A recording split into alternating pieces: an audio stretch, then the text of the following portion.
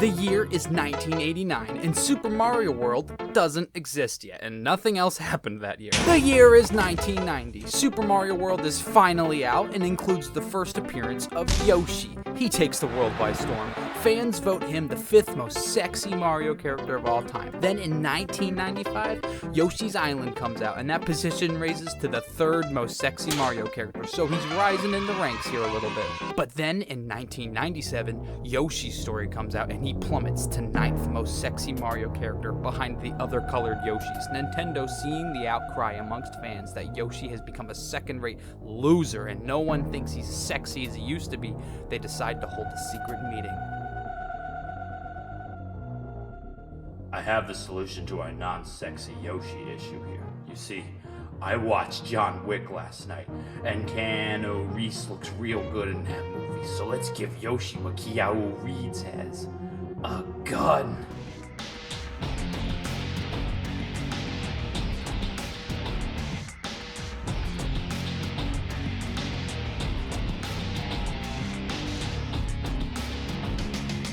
Why would you do this, Nintendo?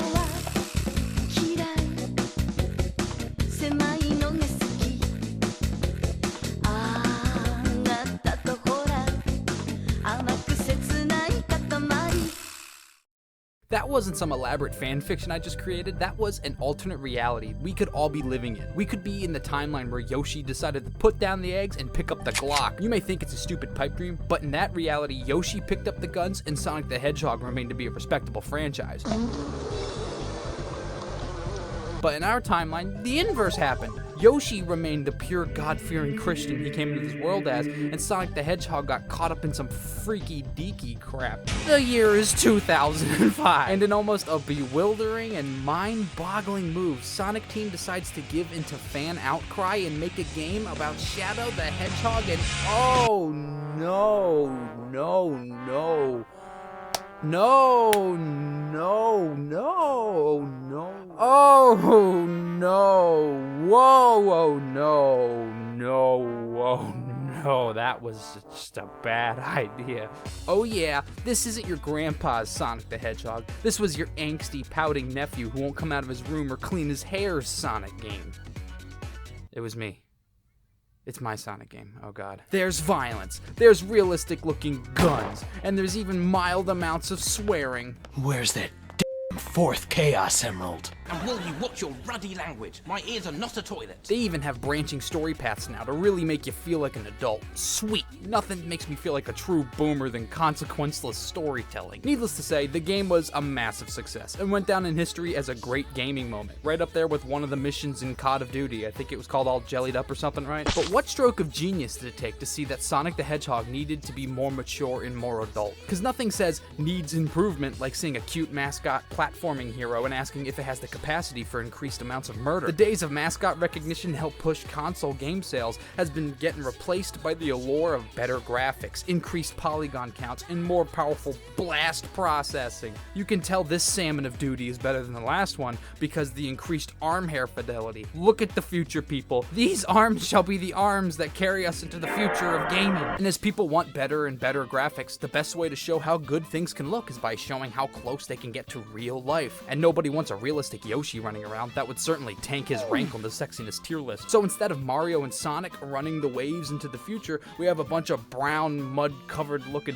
dilfs shooting a bunch of indescript foreign brown people. Yay, the future's here! And with this increase in technology, developers thought that they could make their games look more realistic even when it wasn't very appropriate. Sonic Team unfortunately got on this trend kind of hard. Sonic 06, another travesty in gaming, coming out with its realistic looking art style, trying to push them into the next generation of gaming with these realistic Eggman nipples, but instead contributed to maybe what is the worst video game ever made. The non-stop bugs and load times made the game nearly unplayable, but the creepy and frankly uncanny valley humanoid monsters that are guising themselves as person-shaped simulacrums is just the cherry on top of maybe the most embarrassing game ever made. Only followed 1 year after the previously titled most embarrassing game ever made. The fact fact that the Sonic franchise can hold both of those titles in one series is an achievement, and if you wait until Sonic Boom comes out, you get to add a third one. Why did developers find this obsession to go more dark and mature with their intellectual properties? At least give some of these other devs credit. Instead of making their IPs more dark and mature, they decided to make new IPs that they can make dark and mature from the get-go. The two immediate studios that come to my mind are Naughty Dog and Sucker Punch.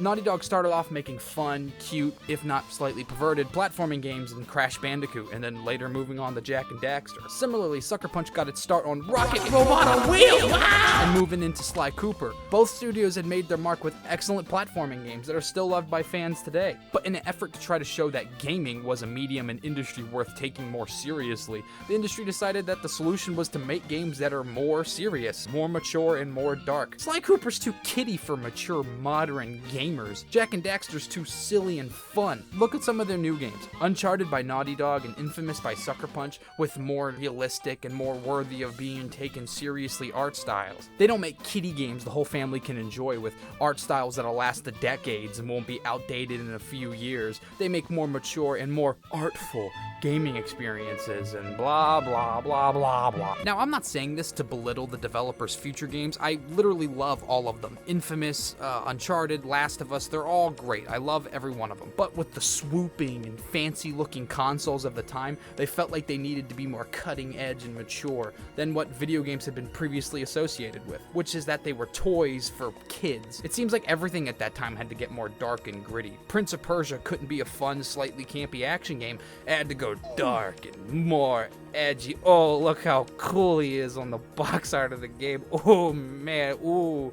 He's looking down. That's how you could tell he's really cool. Even previously dead franchises had been brought back into this edge fest. Bionic Commando, a goddamn forgotten property from like the 1980s, is revived in the year 2009 into a mediocre third-person shooter? What? You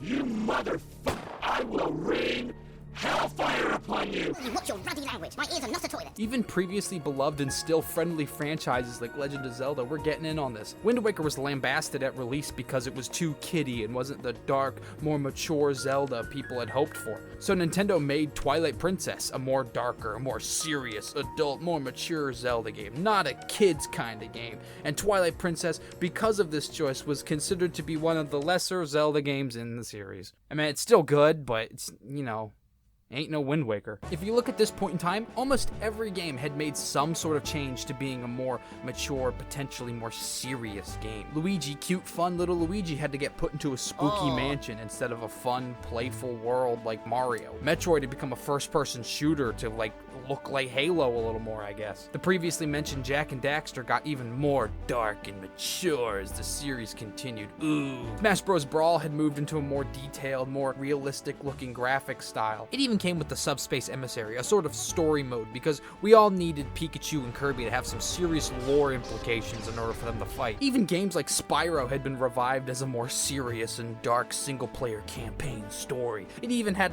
Elijah Wood and Gary Oldman in it. That's how you can tell it's a more mature art form now. We got Hollywood actors in on this. Frickin' Spyro was a self-aware platform parody of itself, and now it's got its horned head so far up its own rectum that its feces is making the decision. And how could we possibly forget about these guys? The endless amounts of gray, concrete, bearded men with guns that shoot stuff. Grizzled military shooters coming out of the blue all over the place. So many that remembering all of them is impossible. They're all just a blur that just blurs together in my mind into one concrete colored muzzle flash of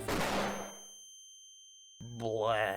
Do you remember Inversion, Lost Planet 2, Damnation, Ravage, Binary Domain, Remember Me, Earth Defense Force, The Saboteur, Made Man, Stranglehold in brackets, the video game? It was an endless list of concrete shooters, as I like to call them. In an attempt to show everybody just how mature this industry was, it was just flooded with mediocre military games. But if you've seen my FNAF video, and judging on the view counts, very little of you did, you know that this wasn't all inside of a vacuum. During this time, there was a war overseas. A war on terrorism was in full effect, and military action was mostly all the news could play on TV back then. Call of Duty took its setting into quote-unquote modern warfare, and while fictionalized and exaggerated, it still left an impression on the minds of people the world over. This is also when news organizations started to demonize video games themselves, that video games are making people more violent and are the cause of several national tragedies, of which evidence has repeatedly shown that there's no correlation. You think this kind of thing would be old news, but it's still being talked about on national television to this day.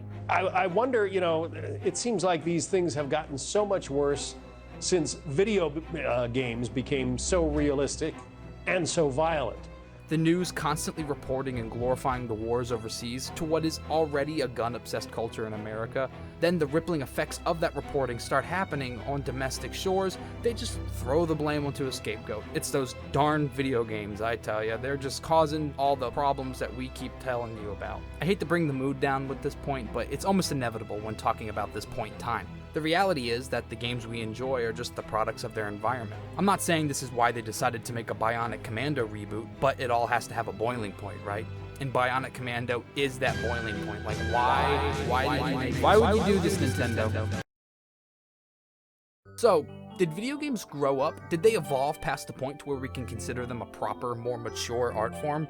Well, in my opinion, they always have been. Video games have been going on since the 70s. It's an art form that's been around for decades, ever since some guy programmed Jumpman to, well, jump. We've been seeing it change and malform around the decades. Just because it got real concrete colored and more angsty at some point in time didn't mean it had finally matured. It moved and adapted with the times like every art form. Movies started having groundbreaking special effects. Music had went through the phase of hair metal into the era of alt-rock grunge. Art itself had started having more contemporary topics with more modern issues. That's the true sign of something being mature to me. It's adapted and changed with the times. Video games are the same way. The movements come and go with the passing of time, taking the good and the bad with it. I guess that makes video games just like that alternate reality Yoshi. Yoshi was sexy for a bit, and then he wasn't. In 20 years, no one will be talking about how sexy Yoshi was, but people will still be talking, hopefully. And maybe, one day, Yoshi will finally rank #1 on the sexy tier list. Although mustacheless Mario is going to be kind of hard to beat. It's a different timeline. Things are always different in alternate realities. You know how it is. In that timeline, the Mario movie was casted with Chris Pratt as Yoshi. The people in that timeline are pretty upset with that casting choice too. So the moral of the story is don't cast Chris Pratt as Yoshi. That's what this whole video was about. And by watching, you have by association agreed with me in all my viewpoints, even my horrible ones. Hail Hitler. You heard me say it. It's too late. You agree with me by association. I trapped you. I win. Bye-bye.